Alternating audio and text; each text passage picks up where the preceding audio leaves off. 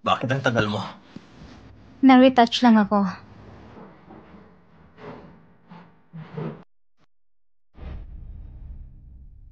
Miss Song, simula na ikaw maging CEO ng True Group, hindi pa kita nababati ng maayos. Nagmumungkahi ako. Mag-toast tayo lahat para kay Miss Song. Siyempre, kung hindi magandang pakiramdam ni Miss Song, tubig na lang ipalit sa alak. Oo, dapat lang nating bigyan ng sauce si Miss Song.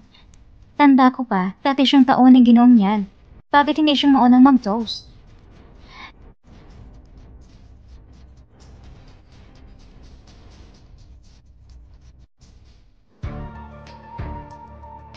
Lihan. Kahit wala na kayo ni Miss Song ngayon, may pinagsamaan pa rin kayo noon. Maghiwalay man kayo, dapat maayos. Inumin mo ito, ituring mo lang bilang pagsuporta sa kanyang kinabukasan. Hindi mo naman siguro kayang pahiya siya sa harap ng napakaraming tao.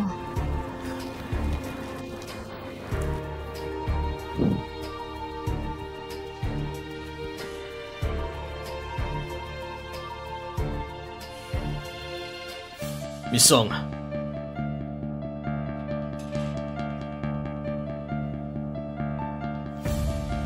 Congratulations.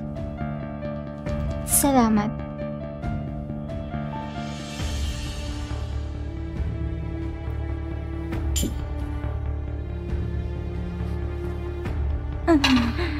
Xiang, anong nangyari sa'yo? Mga tao, tawagin ang ambulansya!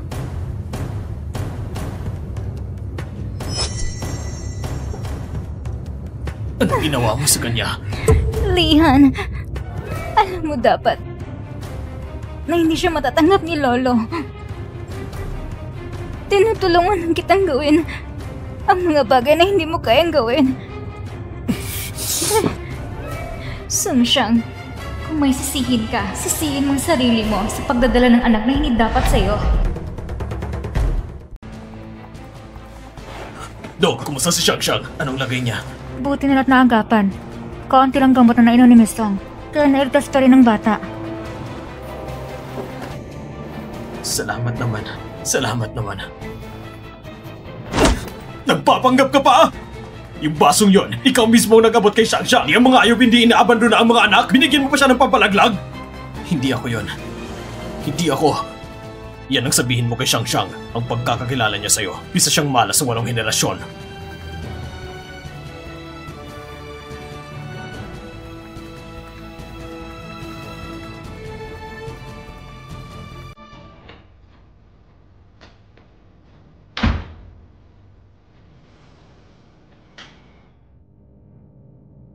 Song Xiang. Lumabas ka.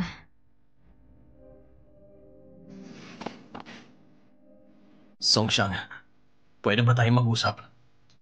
Wala tayong dapat pag-usapan pa. Yan, Lihan. Akala ko, hindi mo lang talaga ako mahal.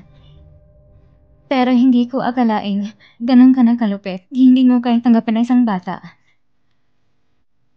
Hindi na tuloy ang paglaglag. Siguro nadismaya ka. Hindi ako nadismaya. Masigit pa ako sa lahat na gustong-gusto ko ang batang yan. Ako, ang pinakanais ko ay mabuhay siya ng maayos. Masasabi mo ba talagang hindi ikaw nag-abot ng inunang may gamot sa akin? Pinagbibintangan mo ako? Anong gusto mong isipin ko? 5 taon tayong magkasama. Ganito lang ba ang tingin mo sa akin? Hindi ba't kasalanan mo rin yan?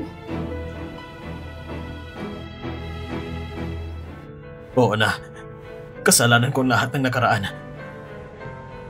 Tungkol kay Liying, maaari kong ipaliwanag sa iyo. At tungkol sa bata, bibigyan din kita ng paliwanag. Tayo. Pwede ba tayong bumalik sa dati? Sa dati? Ang ibig mo bang sabihin ay nung ako isang lihim mong kabit at ikaw laging nasusunod?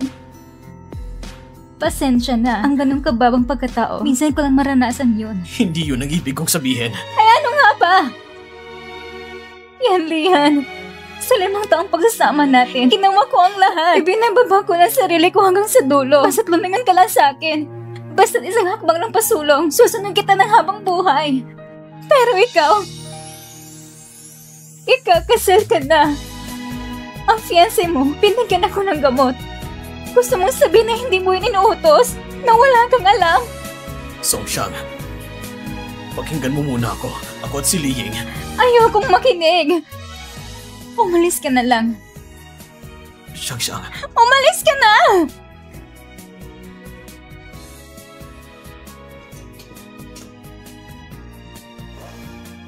Magpahinga ka muna. Tungkol sa bagay na ito, bibigyan kita ng linaw.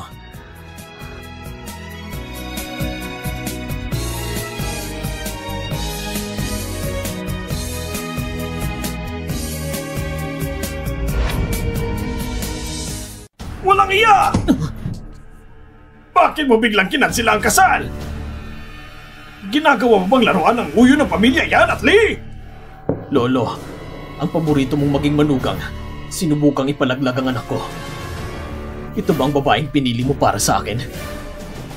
Ibig mong sabihin, si Songxiang ang pinakaangkop? Anong pamilya siya galing? Isa lang siyang karaniwang babae! Hindi siya karapat-dapat pumasok sa pamilyang yan! Tungkol naman sa bata, kapag pinanganak na siya, dalhin siya sa pamilyang yan. Bigyan si Songxiang ng kaunting kabayaran at tapos na! Ganun mo na lang ba kinamumuhian si Songxiang?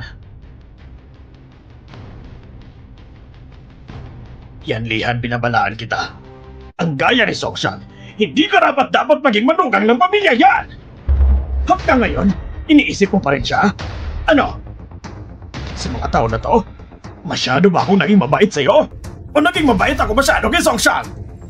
Gusto mong saktan siya? Kung ganyan ka pa rin kabulag, sinasabi ko sa'yo, kahit hindi ko gustuhin ang batang yan, hindi ko hayaan na sirain ka ng Songxiang na yan! Maaga pang nawala ang mga magulang ko. Ikaw nagpalaki sa akin. Mula pagkabata, lagi akong nabubuhay sa ilalim ng kontrol mo. Ano man ang inuutos mo, sinusunod ko. Dahil lang sa ating dugong kaugnayan, ginagalang kita, nirerespeto kita. Pero simula ngayon, hindi na. Ikaw bata ka. Akala mo ba, hindi kita kayang disiplinahin? Lolo, noon ginigalang kita. Pero ngayon para sa akin, ang mahalaga ay si Songxiang at ang bata. Mas mabuting huwag kang gumawa ng mga bagay na pagsisisihan mo. Tumigil ka! Alam kong noon pa na nabighani ka na sa babaeng yon. Hindi ko na sana pinaniwalaan ang salita mo para palayain siya. Dapat noon pa lang, tinapos ko na ang lahat sa kanya! Lolo, mukhang ikaw naligaw ng landas. Magpapadala ko ng tao para dalhin ka sa ospital. Huminto ka! Walang hiyang bata. Ang babaeng yon, nakikipagrelasyon sa isang taga-Chuo. Alam mo ba yon? Alam ko. Pero malinaw sa akin ngayon, kung sino man ang pinalayas ko, ako rin ang magbabalik sa kanila.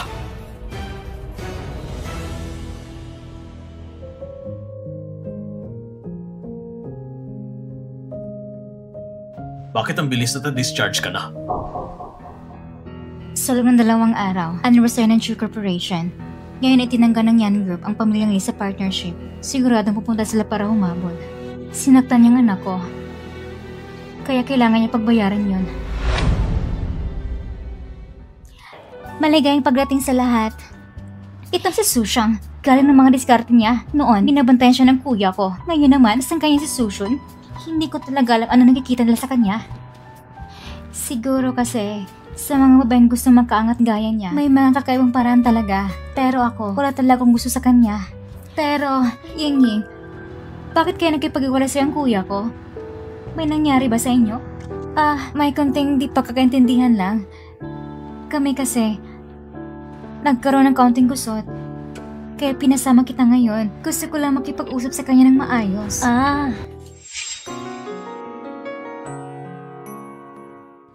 Ayun na ng kuya ko.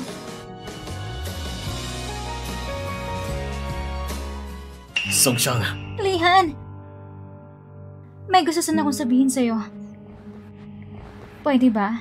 Liying, hiwalay na tayo. Sa tingin ko, wala na tayong dapat pag-usapan pa.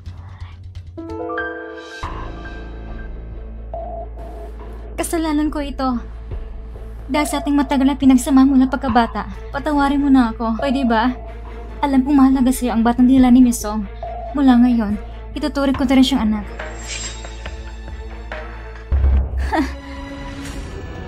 Anong drama na naman ang nilalaro ni Miss at President Yan? Ang batang ito ay akin lang. Wala siyang ama. Walang karapatan si Misty na ituring siyang anak.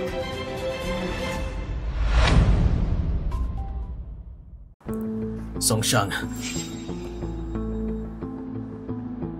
Sandali lang. Li Ying. Nung tinangka mong saktan si Songxiang, dapat inisip mo na ang magiging kapalit. Ngayon pinutol ko na ang kasunduan natin at ang partnership ng dalawang pamilya. Hindi kita ginagantihan.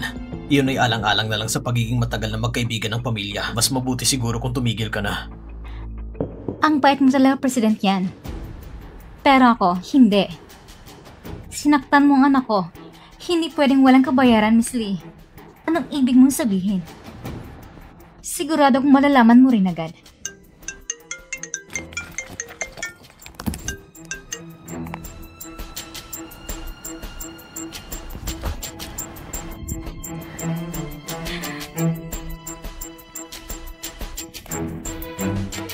Paano mo nagawa ito?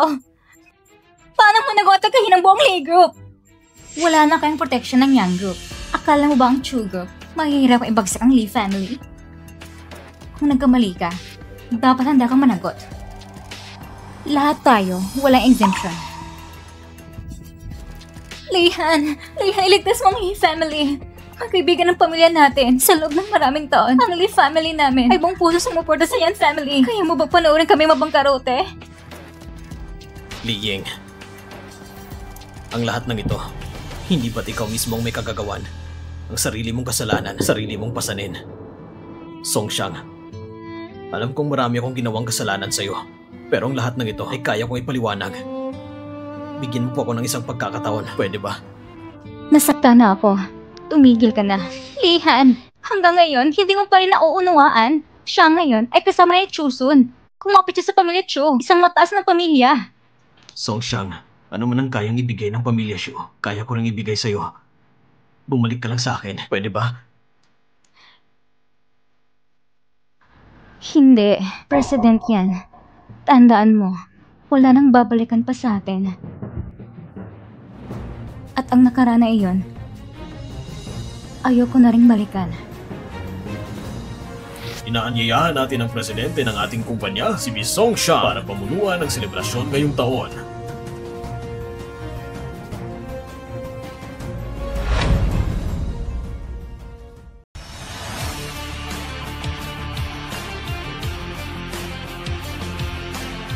Salamat sa inyong lahat na kahit abala kayo, dumalo pa kayo sa anibersaryo ng Chu Group. Bilang CEO ng Chu Group, ang taon ng selebrasyon ng Chu Group ay laging pinamumuno ng taong may pinakamataas na estado sa Chu family.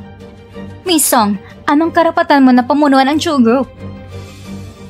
Dahil ba sa hindi malinaw na ugnayan mo kay Mr. Chu? O dahil ba ibininta mong sarili mo para lumang komposisyong ito? Mukhang hindi pa natuto si Miss Lee. Hindi pa ba sapat yon? May lakas ka pa rin bang magsalita laban sa akin dito mismo sa anniversary ng Chu Group? Miss Song, ginagamit mong kapangyarihan ng Chu Group para labanan ang pamilya Lee. Hindi mo ba kami papayagang magsalita? At isa pa, hindi naman ako nagsisinungaling. Sino ba rito nang hindi nakakaalam na ikaw at ang panganay ng Chu family ay may espesyal na relasyon? Binenta mo sarili mo, Miss Song, pero ayaw mo mapag-usapan? Ang gusto mo, maging kabit na may reputasyon pa, nagbebenta pero gusto ng dangal? Kami ni Songxiang ay may ganong klaseng relasyon? Anong klase nga ba ha? Kailangan pa bang itanong yan? Siyempre, relasyon ang kabit. Kung hindi, paano si Songxiang nakasabi sa Chu family? Tingin mo ba, ang isang babae na galing lang sa isang maliit na bayan, may karapatang maging presidente ng Chu Group? Ah, ganun ba? Ayon sa pagkakaalam ko, ang anniversary ng Chu Group ay hindi pa kailanman pinanguna ng hindi ka-apelyado ng Chu. At si Mr. Chu, hindi pa yata kailanman nagdeklara ng kasinta ng fiancé sa publiko. Kaya Mr. Chu, mas mabuti sigurong paupuin mo na lang si Miss Song baka ikaya pa siya ng Chu Group. Yan bang rason ninyo para bastusin ang hayagan ng Xiangxiang namin? Nagsasabi lang kami ng totoo! Si Si Songxiang, walang kapangyarihan o katungkulan. Anong karapatan niyang mamuno sa isang napakahalagang okasyon na ganito? Dapat lang, pababayan siya muna sa entablado. Pababayan siya! Pababayan siya!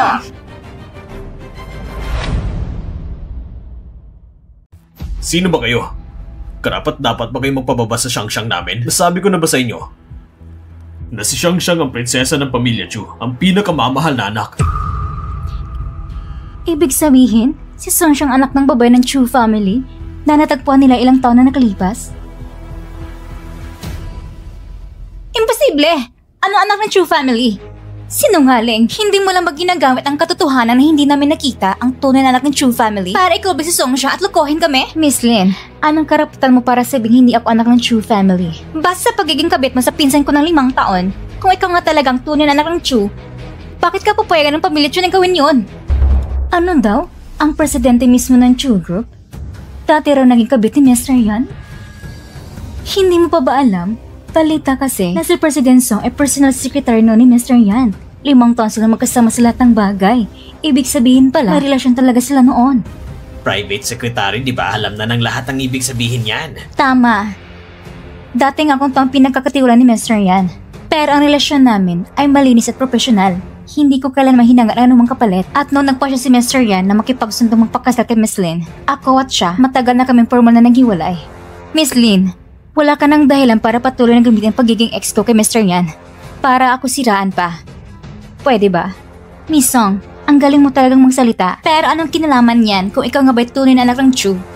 May connection ba talaga yun? Sino ang nagtanong sa pagkakakilanlan ng anak ko? Sino ang nagtanong sa pagkakakilanlan ng anak ko?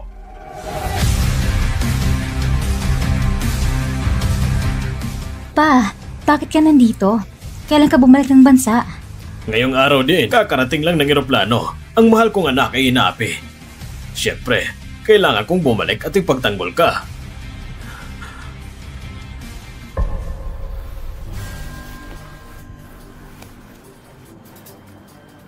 Ikaw ang anak ng Chu family.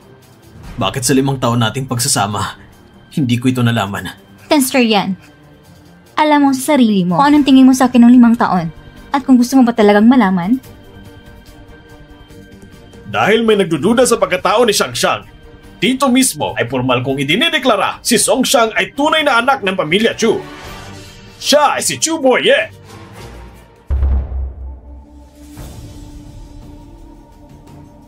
Si Xiangxiang ay lumaki sa labas. Pinalaki ng kanyang inang ampon na mag-isa lamang. Marami siyang tiniis. Pero kung may malaman man ako may nag-aalipusta pa rin sa kanya, huwag niyo ko subukan! Siyang anak ng babae ng Chu family. Ibig sabihin, mula pa noon ay nilalait ko na siya. Katapusan na natin to. Xiangxiang, hayaan mo na si Shuso na mag-ayos ang lahat dito. Umuwi muna tayo. Tayong dalawang mag-ama, mag-uusap pa tayo ng maayos. Sige po. Songxiang! Songxiang! Mr. Yan, pakigalang sarili mo. Ikaw si Yan Lihan, hindi ba?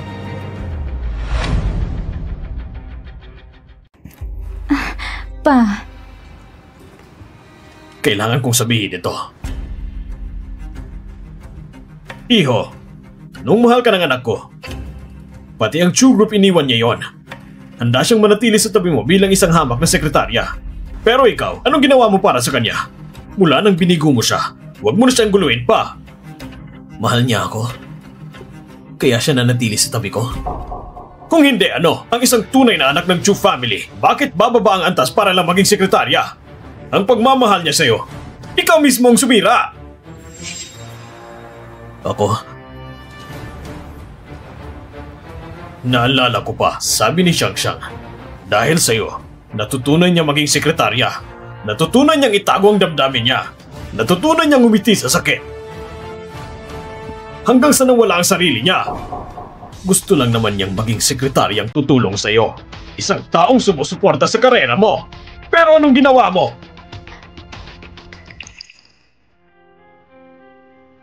Pa, umalis na po tayo.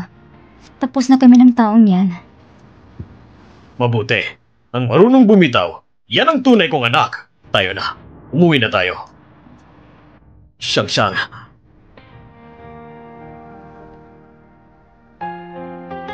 Matagal na akong gusto ni Songxiang. Pero parang sa akin siya lang isang sekretarya. At ako pang labis na nakasakit sa kanya. Pinaghihinalaan ko pa sila ni Shusun. Lahat ng ito, kasalanan ko. Yung malanding Songxiang ngayon, bakit siya pinagpala?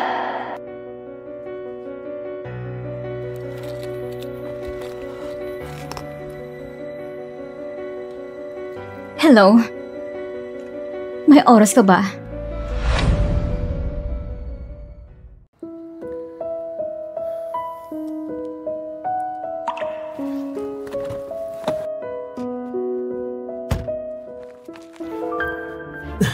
Siyang. Gusto ko magpaliwanag Ano na naman ang gusto mo, Mr. Yan? tungkol sa nangyari kay Luis. At nung nahulog ka sa tubig at ang engagement namin ni Liying, lahat ng yon, may paliwanag ako. Pero ayokong makinig. Tama na!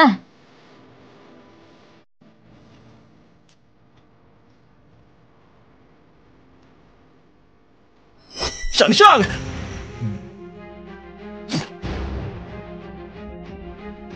Yan, Lihan! Ayos ka lang ba?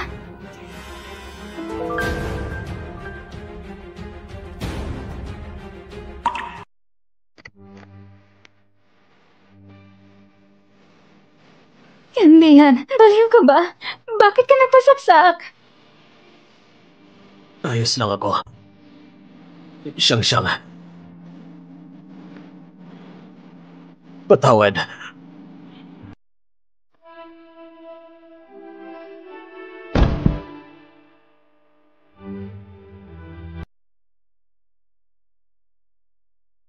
Yan.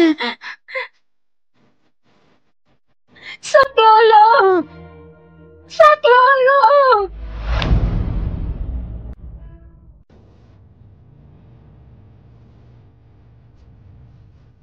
Gising ka na?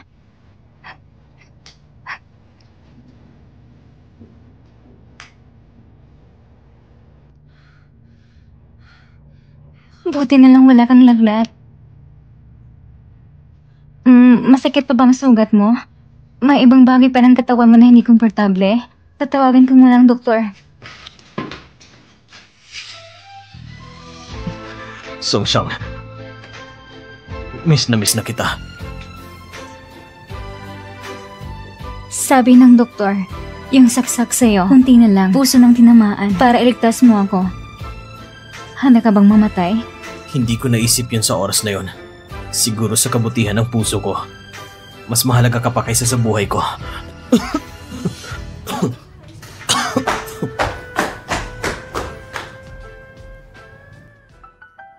Yung isa, iniligtas niyang buhay mo. Pero ikaw, kailangan mo talagang bantayan siya dito sa ospital? Hindi naman kulang sa taong pamilya yan. Kayong dalawa, magkasama pa dito sa ospital magdamag. Ayos ba yun? Iniligtas niya ang buhay ko.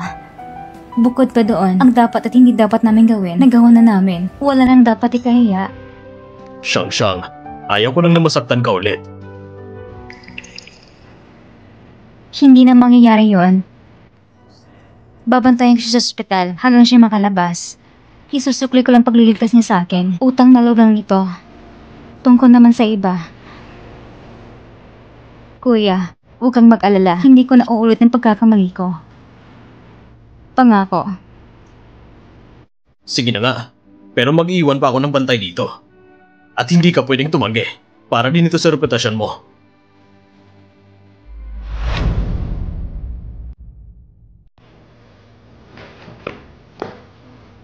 Mr. Yan, ayos na po lahat ng papeles. You see, mauna ko muna. Opo.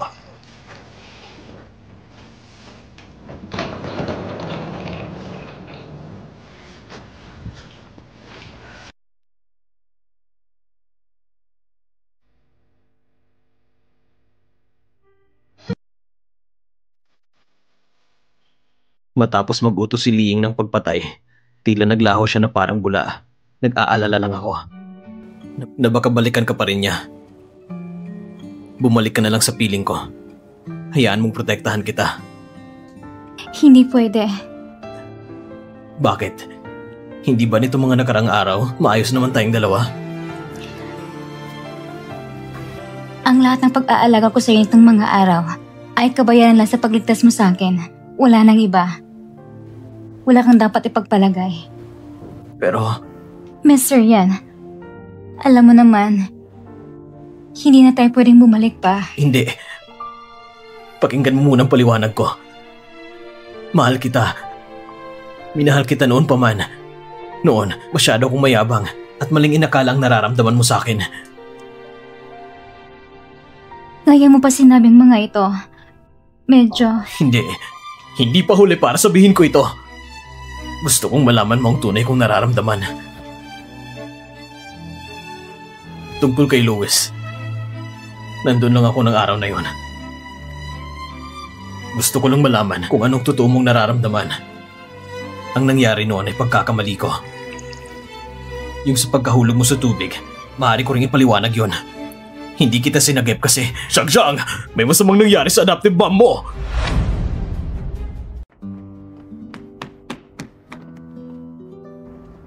Ma! Hindi kabit ang anak ko si Xiang.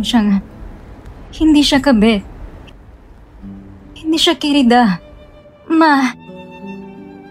Nandito na ako. Anong ginagawa mo dyan? Ma! Ako si Xiang mo. Nandito lang ako. Ma! Tingnan mo naman ako!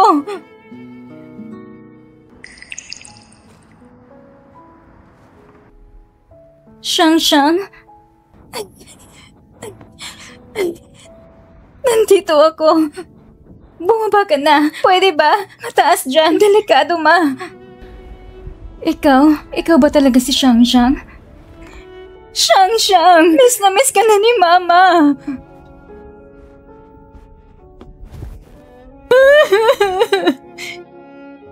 Xiang! Miss na rin kita. Xiang! Sabi nila, nasa malaging syudad ka raw. Naging kabit ng lalaki. Ng pagkakababae raw. Ma, hindi totoo yan. Napakabait ang anak ko si Xiang. Paano magiging kabit siya? Ma, patawarin mo ako. Hindi! Hindi ikaw si Xiang. Patay ang anak ko si Xiang.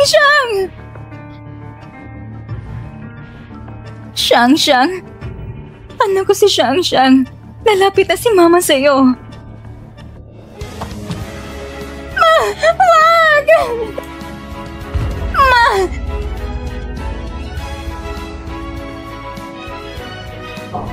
Xiang!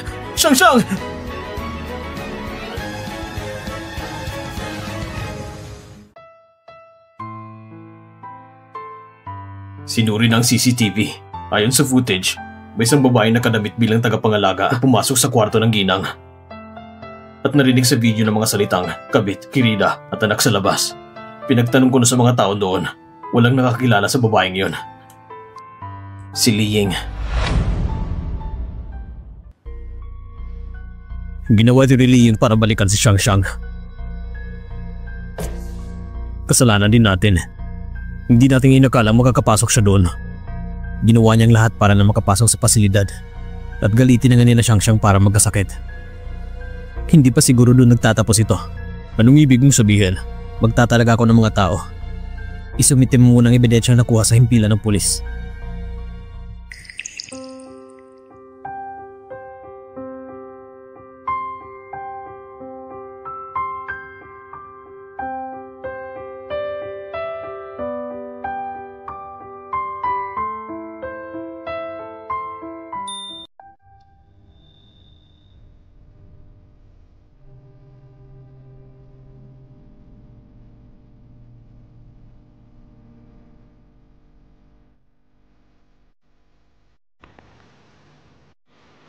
Huwag ka muna magsalita. Uminom ka muna ng tubig.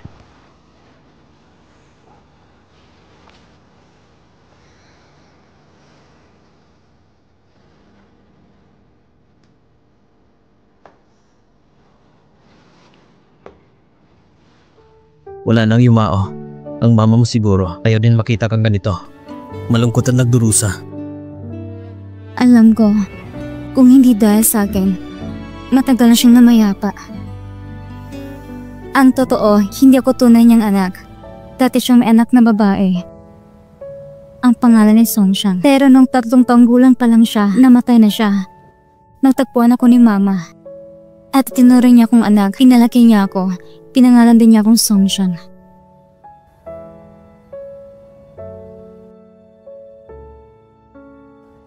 Hindi ko siya sinisisi dahil itinuring niya akong kapalit ng tunay niyang anak. Sa kabaliktaran, lubos ang pasasalamat ko sa kanya. Kung hindi dahil sa kanya na siya nagpalaki sa akin, nagpaaral sa akin, hindi rin sana matatagpuan ang tunay kong pamilya.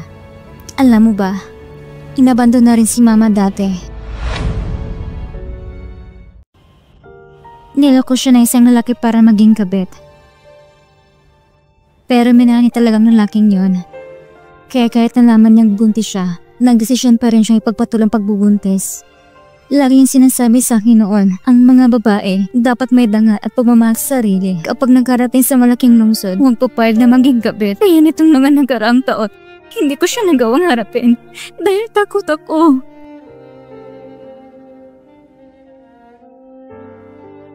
Takot akong malaman niya na akong dahilan ng lahat ng ito. Kasalanan ko! Kasalanan ko! Kasalanan ko lahat ng ito! Hindi ikaw may kasalanan. Ginawa mo lang yan para mapagamot ang mama mo. Napilitan ka lang noon. Kung may dapat sisihin, ako dapat iyon. Bakit hindi ko muna siya nalagaan ng maayos? Bakit? Lahat naman ay maayos noon. Bakit ganito? Kasalanan ko lahat ito. Kasalanan ko ito. Kung hindi dahil sa akin, hindi sana nagawa ni Liying ang lahat ng ito. Huwag kang mag-alala. Isiguraduhin kong si Liying ay mananagot sa lahat ng ginawa niya.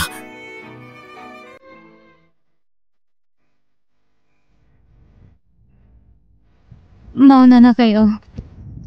Gusto ko pa sanang makausap si Mama.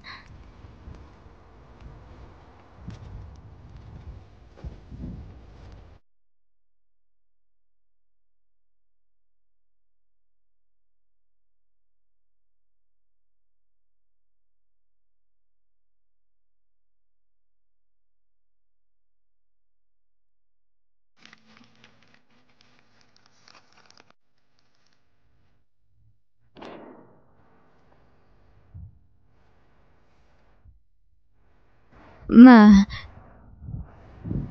nahanap mo na siya, hindi ba? Ibabalik kong apelyido ko sa tunay kong apelyidong Chu. Ibabalik ko ng buong pangalang ito sa kanya. Mula ngayon, kayong mag-ina ay maaaring magsama muli sa kabilang buhay. Pero kung may pagkakataon, maaari mo ba kong dalawin sa panaginip?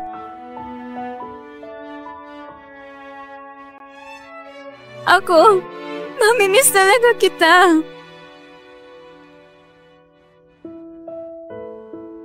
Songxiang, dahil sa'yo, nawala sa akin ang lahat. Ang pagkakautang mong yan, ang paniningin ko sa'yo ay magsisimula na.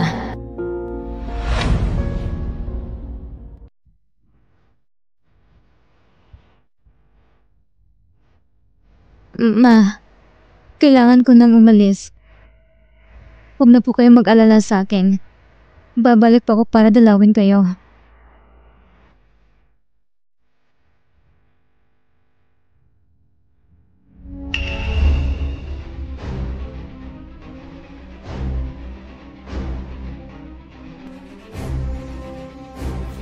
Mr. Yan, halos kalahating oras na ang lumipas. Umalis na rin sila Mr. Chu at iba pa. Maghihintay pa ba tayo?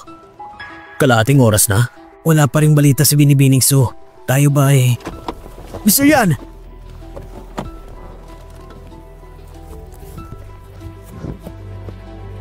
Hanapin natin siya. Sandali lang.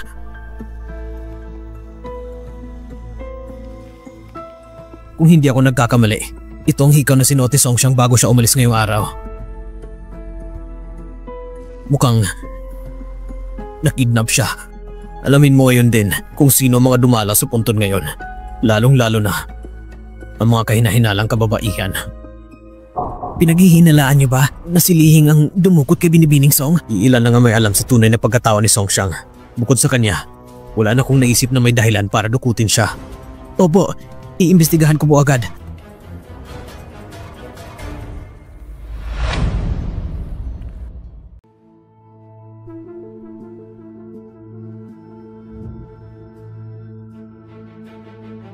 Sinasabi ko sa'yo, mas mabuti pang wag mo nang sayangin ang lakas mo. Maghintay ka na lang ng taong sasagip sa'yo. Ang kilalang anak ng pamilyang Chu, sa huli ay napunta pa rin sa mga kamay ko. Hindi mo inaakala ano? Iying, ikaw sinadya ng gulo sa nanay ko. Ikaw naging dahilan ng kanyang pagbagsak at pagkamatay. Hindi kita mapatawarin. Binibining Song, mukhang ikaw yata ang hindi pa nakakaintindi ng sitwasyon. Sino ba may hawak ng kapangyarihan ngayon? At huwag kang umaasa na susugurin ka ni Yan Lihan para iligtas. Itong abandonadong gusali, pag-aari ito ng pamilya Li ilang taon na nakalipas. Kung inaakala mong madali nila itong matunton, nagkakamali ka. Anong balak mo? Papatayin mo ako? Patayin ka? Siyempre naman. Pero kung basta ka nalang mamatay, masyado kong swerte. Maglaro tayo ng isang laro. Noong malunod tayo noon, pinili ni Yan Lihan ay ako, hindi ikaw. Ngayong pagkakataon, tingnan natin muli kung sinang pipili niya iligtas.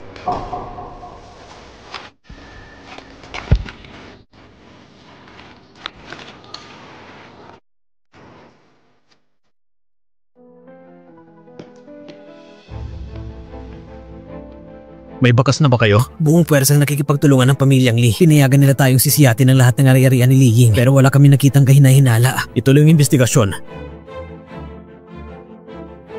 Simulan sa mga taong may koneksyon kay Li Ying. Nang isang taong buhay ay basta na lang mawawala sa buong syudad ng Kyoto. Opo. Naalala ko. Pa, anong naalala mo? Naalala ko na may abandonadong gusali ang pamilya Li sa labas ng silangang distrito. 10 taon nang nakalipas. Magpadala kayo ng mga tao doon. Opo. Yan Lihan, binabalaan kita. Kapag may masamang nangyari sa kapatid kong babae, hindi kita palalagpasin. Patawad. Hindi ko rin naisip na si Ling ay agad-agad kikilos para labanan si Xiangxiang. May karapatan ka bang tawagin siyang Xiangxiang? Tama na. Ang pinakamahalaga ngayon ay mahanap si Xiangxiang. Hello? Matagal na rin ano? Fiancé ko. Ling? Nasaan si Song Xiang? Si Song Xiang? Siyempre nasa akin siya. Anong ginawa mo sa kanya? O siya, magsalita ka na. Yan Lihan. Masama ang sobrang salita. Delikado yan. Song Xiang! Song Xiang! Ling, mas mabuting palayain mo na si Song Xiang. Huwag mo nang dagdagan ang pagkakamali mo. Dagdagan ang pagkakamali? Yan Lihan. Ikaw ang mali rito.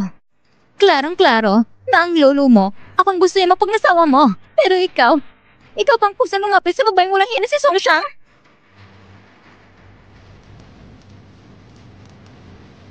Sige. Anong gusto mo? Sabihin mo sa kanya, basta huwag niyang saktan si Xiangxiang. Ano man ang gusto niya, ibibigay ko. Yan Lihan. Kung gusto mong iligtas si Song Xiang, nasa sayo yan. Bibigyan kita ng 10 minuto. Pumunta ka sa address na ipapadala ko. Kung hindi ko na masisiguro kung buhay pa si Song Xiang pag nakita mo siya.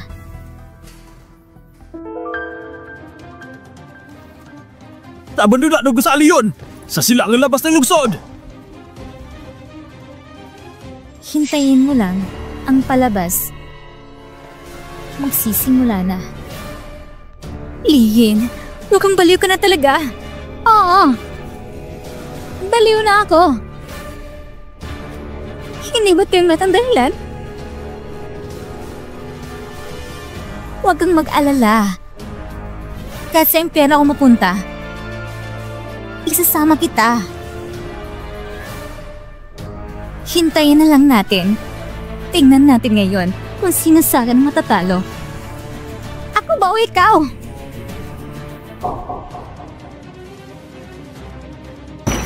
Song-Shang!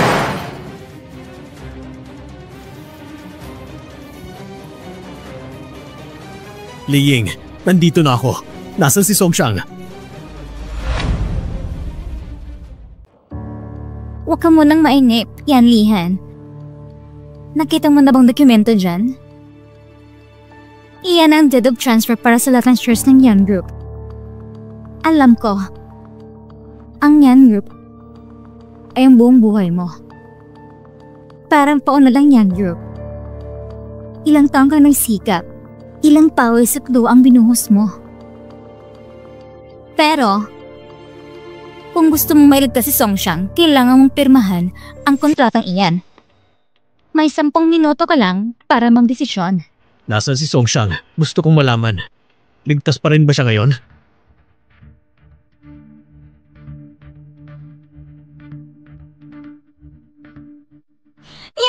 Yan! Nandito ako! Pagkabitin ako rito! Huwag ka namang saya ng lakas. Hindi ka naman niya maririnig. Ngayon, magsisimula ng laro.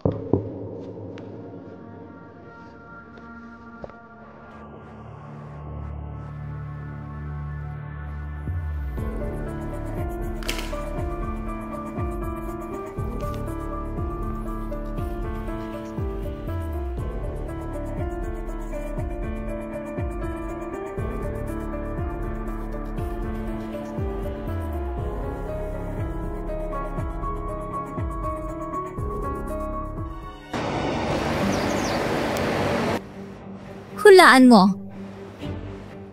Ano ko yung pipiliin ni Lihan ngayon? Ano man ang pipiliin niya? Hindi mo pa rin ko papalayan, hindi ba? Liying, isa kang baliw. Kaya rin dahilan kung bakit nawalang lahat sa akin. Pinalayas ako sa pamilya. Ngayon, gusto kong iparana sa inyo kung gaano kasakit ang mawalang pinakamahalagang bagay. Anong pakiramdam nun? Ang lahat ng ito, ikaw mismo ang kagagawan. Hindi! Dahil sa'yo, kung wala ka lang sana, ako si Lihan ay kasana sana ngayon. May anak na rin at ang relasyon ng mga pamilya namin, maayos na rin. Hindi ako mag-uwi sa ganitong kalagayan. Tawag kong tingnan na sarili ko.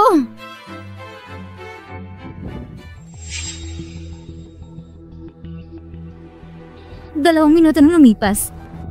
Lugang si Lihan.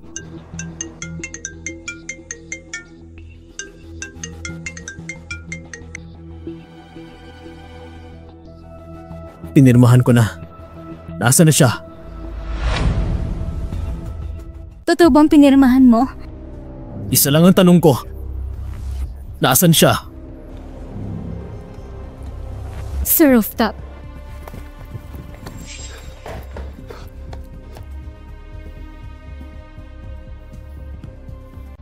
Narito ang gusto mo. Nasaan si Song-Shang?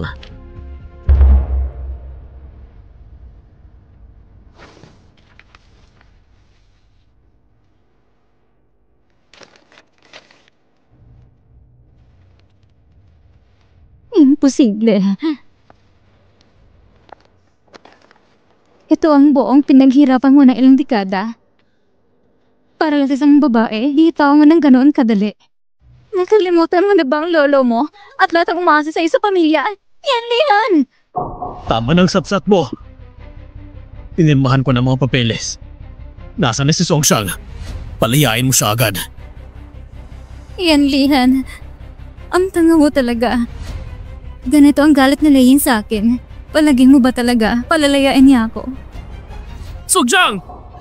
Yan, Lihan! Lumaki po tayong magkasama. Pero hindi mo ko kilala gaya ng pagkakilala ni Song-Shang, ha? Akala kong matalino ka. Para sa Yan Group, pinili mo makipagsunod magpakasal sa akin.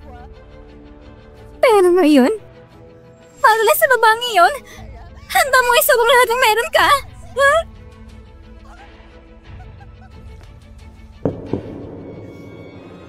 Napakatanga mo. Pero, hindi pa ako talo. Ipaparamdam ko sa'yo kung anong pakiramdam ng mawala ng babaeng tulad ni Song-chan!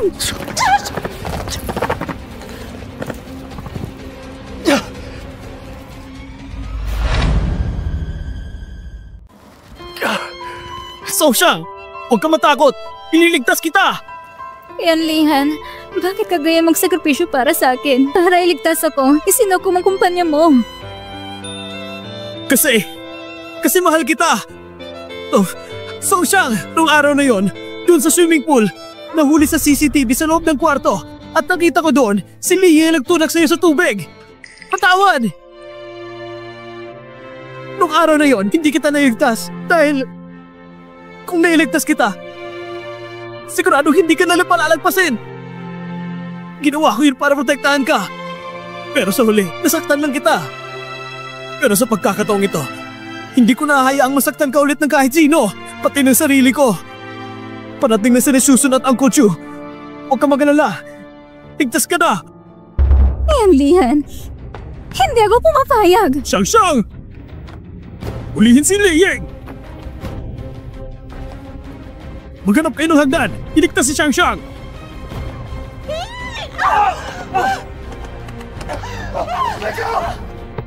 Yanlihan! Hindi mo siya makukuha! Mamamatay na ba ako? Yanlihan, nakalimutan kong sabihin. Ayos lang, pinapatawad na kita. Yanlihan! Kapag namatay si Song-chan, ako pa rin panalo sa huli! Ako!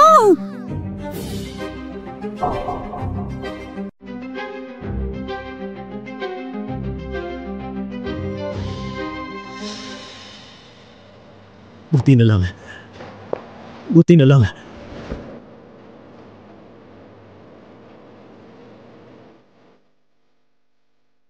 Buti na lang talaga na abisuhan kami agad ni Yanlihan. Nagkapaganda kami. Kung hindi... Shang-Shang. May masakit ba sa'yo? Ayos lang ako. Medyo nahihilo lang at nanghina ang tuhod ko.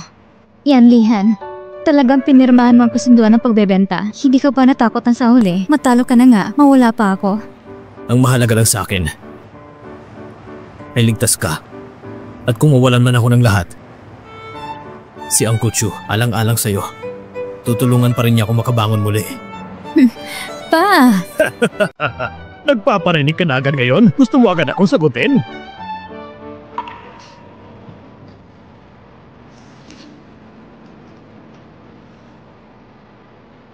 Mahal kita.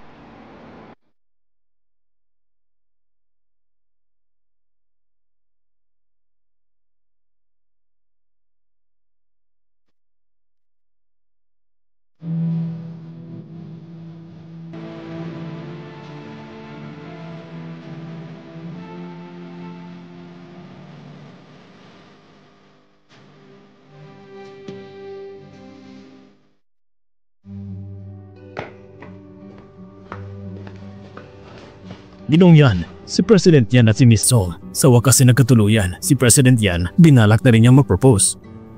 Ang batang yan. Sige na nga. Mga kabataan ngayon, wala na akong posisyon para manghimasok. Dalhin mo sa kanyang regalong inihanda ko. Ibigay mo sa kanya bilang tanda ng aking basbas. Hindi ba kayo pupunta mismo? Nasaktan ko si Lia noon. Dapat lang siguro na huwag mo muna kami makita. Ikaw na ang pumunta.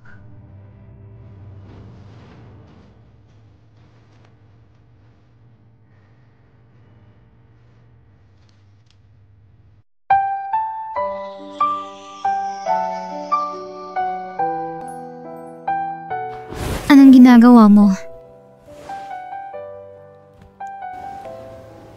Song-Shang, handa ka namang bumalik sa piling ko bilang asawa ko?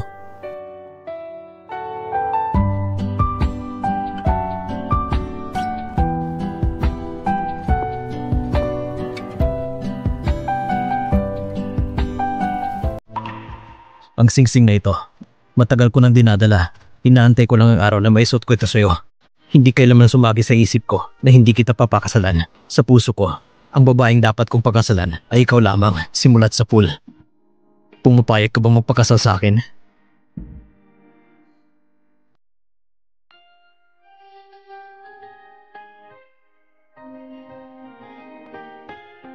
Pumapayag ako.